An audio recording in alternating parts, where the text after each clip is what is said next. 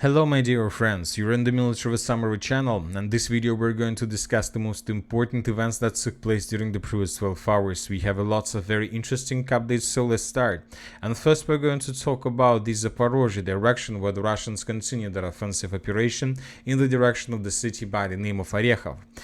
For example, this is the map by the end of the 31st of March of 2025. This is the map by the end of the 30th of March of 2025. As you can see, the Russians during the previous 24 hours managed to improve their positions in the fields between the settlements of Sherbaki and Nestyryanka.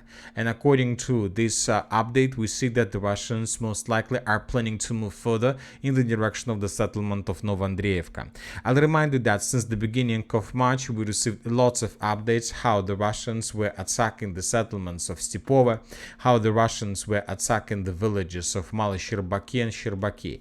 Basically, by those attacks, by those offensives, the Russians managed first of all to secure their northern flank. When the Russians finished this securing, they managed to improve their positions and they allowed their forces, their main forces, to begin advancing between their flanks, between the northern flank and between the southern flank that is located in the village of Nestyryanka.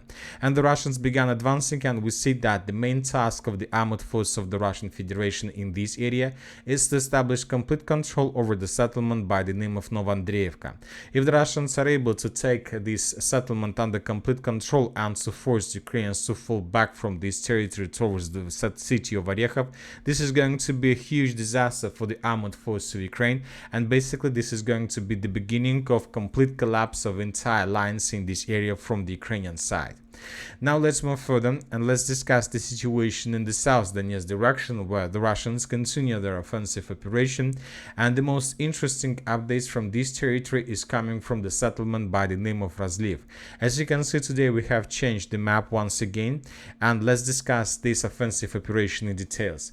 Basically, according to pro-Russian resources, the Russian offensive operation in this area started somewhere on the 27th or on the 28th of March of 2025.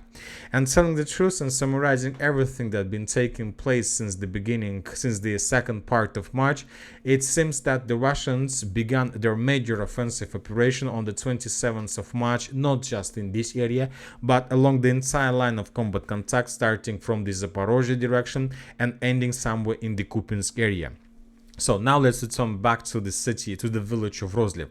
So the first Russian resources reported that the Russians managed to answer the village of Rozlyv from the east by the end of the 28th of March. By the end of the 29th of March, we got better picture from this area because pro-Ukrainian sources made their own article regarding the situation, and we see that according to pro-Ukrainian mappers, the Russians indeed managed to break through the Ukrainian defense and to answer the most central part of the village and to establish something like a pocket of resistance. And basically this pocket of resistance destroyed the entire Ukrainian defense in this area. The Ukrainians most likely during the previous days, during the 29th and 30th of March, made lots of attempts to counterattack the Russians, but all those attempts were repelled by the Russians, and the Russians by the end of the 30th of March managed to improve their positions because additional forces managed to answer the eastern part of the village and to create a safe road for evacuation, rotation and supply of their units in the central part of the village. At least this information was provided us by neutral mappers. And by the beginning of the 31st of March of 2025, we see that according to different sources, according to pro-Ukrainian resources, according to neutral resources, according to pro-Russian resources, and according to geolocations, by the beginning of the 31st of March of 2025, the Russians established control for over more than 80% of this village. Let's take a look at this geolocation. This video was published by the Ukrainian sources, and in this video we can see lots of episodes how the Ukrainians were attacking the soldiers and the servicemen of the armed force of the Russian Federation on the territory of the village of Rozlyv and around this settlement. We have lots of geolocations, and one of those geolocations was discovered exactly in this point, and based on this point we have adjusted the map and we have colored at least 10% of Rozlyv under complete Russian control. Furthermore, this Russian breakthrough allowed the Russians to begin offensive operation from the south, and now we see that the Russians, according to different mappers, continue their offensive operation with the purpose to get as close as possible to the settlement of Bogatyr, and most likely the Russians are trying and will try during the next date to get as close as possible to the road N15 with the purpose to cut and cauldron the Ukrainians that are currently located on the village of Constantinople. Basically, now the Ukrainians have just one purpose. The Ukrainians need to hold their lines in the rest of Rozlyv for as long as possible, for one day, for several hours, and so on. They need to hold these lines just with one purpose: to allow the Ukrainians that are currently located in the village of Constantinople to escape the encirclement and to abandon their positions towards more reliable territory in the vicinity of the village of Bogatyr.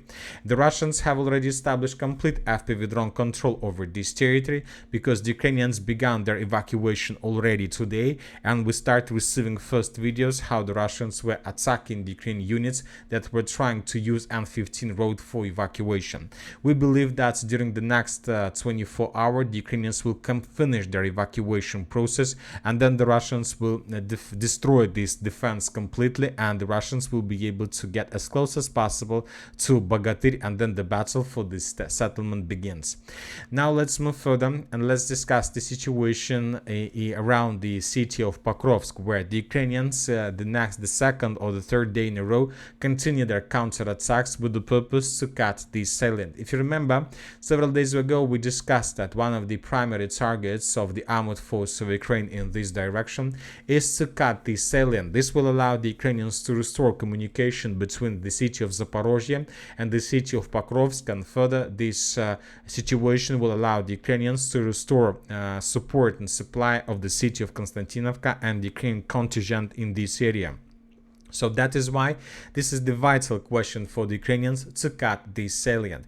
And for example, during the previous 24 hours, according to information we have, the Ukrainians, as a result of counter-offensive, managed to improve their positions on every single direction of this salient.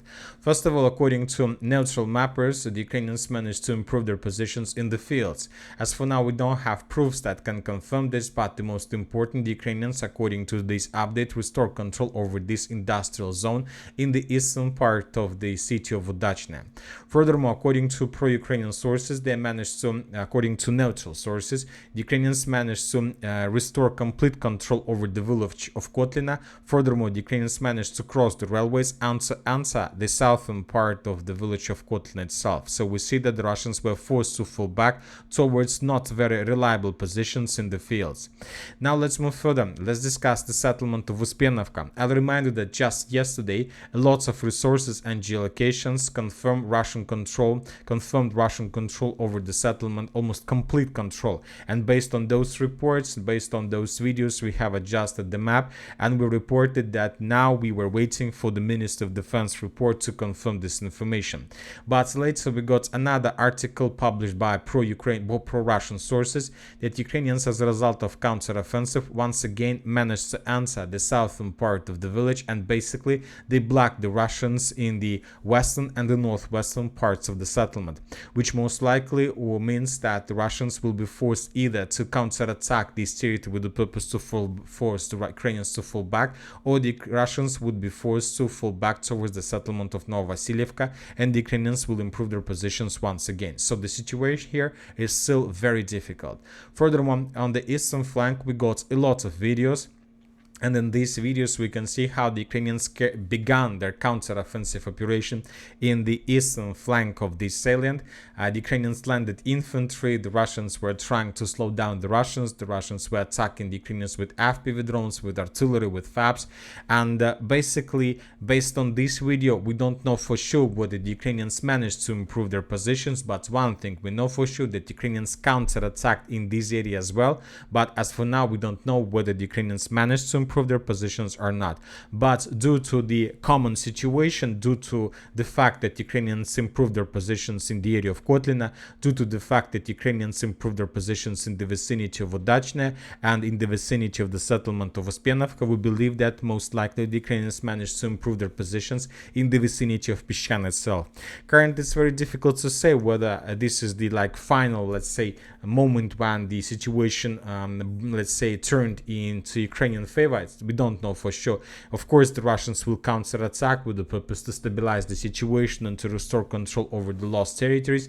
But one thing we can say for sure, that the situation is very difficult. But also we believe that the Russians found another solution for this entire pocket. We believe that currently the Russians are focused on the Novopavlivka direction. They want to take the settlement as soon as possible because control over this village will allow the Russians basically to abandon their positions in this salient without strategical losses. During the previous nights, we have adjusted the map once again because we continue receiving different updates and different videos how the Russians broke through the Ukrainian defense in this area. We continue receiving more and more geolocations, how where the Russians managed to reach, how the Russians were attacking, where the Russian abandoned equipment was discovered, where the Russian positions and infantry was discovered. And based on all those updates that start taking place since the 27th of March of 2025, we have adjusted the map and we have colored this area completely. So this is the situation, for example, by the end of the 30th of March. Once again, and this offensive operation, by the way, started also on the 27th of March as the Russian offensive operation in the area of Rozlyv.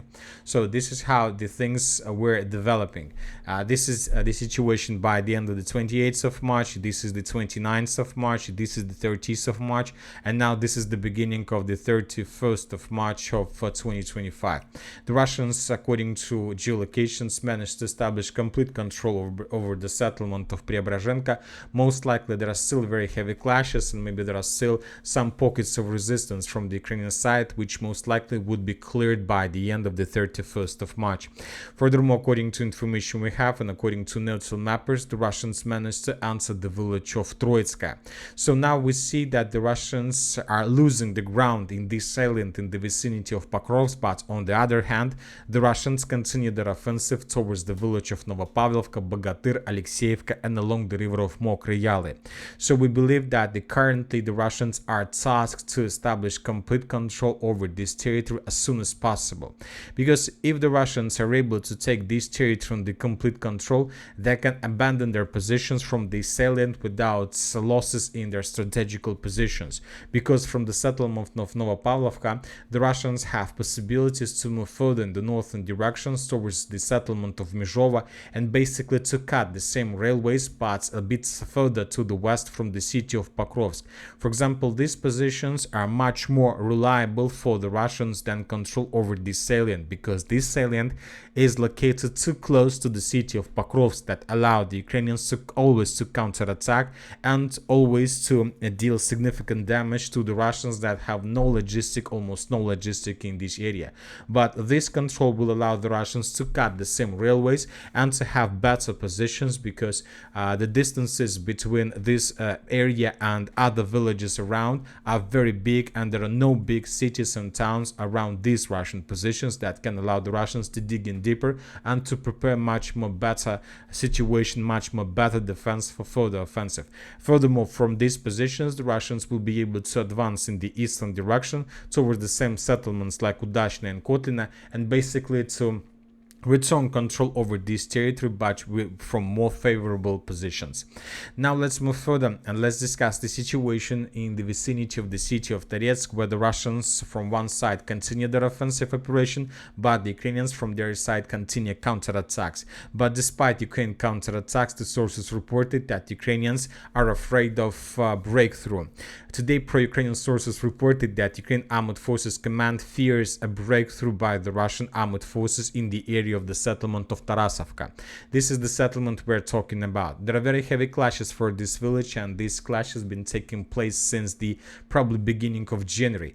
Ukrainians send more and more sources without counting losses, because they understand that they need control this village. If Ukrainians lose this territory, the Russians will be able to improve their position significantly along N32 road, and the most important, the Russians will be able to begin offensive operation in the direction of Zarya agglomeration. This is the villages of Zarya, Romanovka, Mara, Stara Mikhailovka and Gnatovka.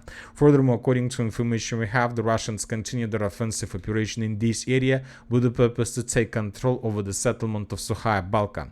Today, pro-Ukrainian sources reported that the Russians improved their positions, and basically the Russians entered the southern part of Valentinovka.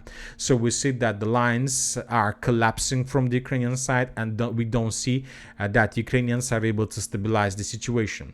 Furthermore, the Russians continue their clearing operation in the settlement of Alexandropol, where the contingent of the armored forces of Ukraine were caught in cauldron by the Russian breakthrough in the vicinity of Panteley-Manievka. The Ukrainians tried to escape this cauldron, but the Russians established complete control with FPV drone, and the Ukrainians suffer huge losses. They can't evacuate, they can't escape this area, and most likely this is going to be exactly the focal point and the point of breakthrough of the Russian offensive operation towards the Kupiansk water reservoir.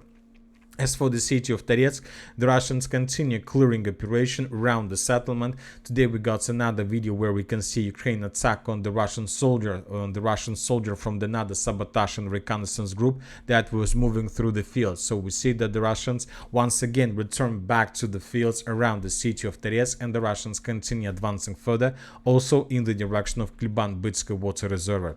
So we see that this is one of the targets of the Russians for the middle spring military campaign before the beginning of the summer military campaign.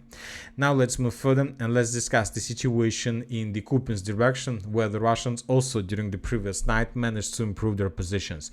According to different mappers, the Russians improved their positions in the vicinity of Kindrashovka.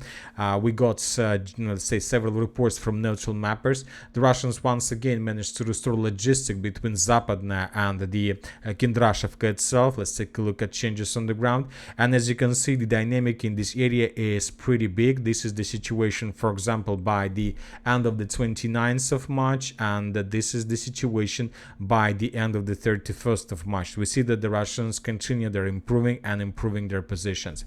And that's it for the short video. Military Summary channel reminds we condemn any violence in the world. Thank you for watching. Subscribe to my channel, put your likes, join my Patreon, and have a good day. Bye bye.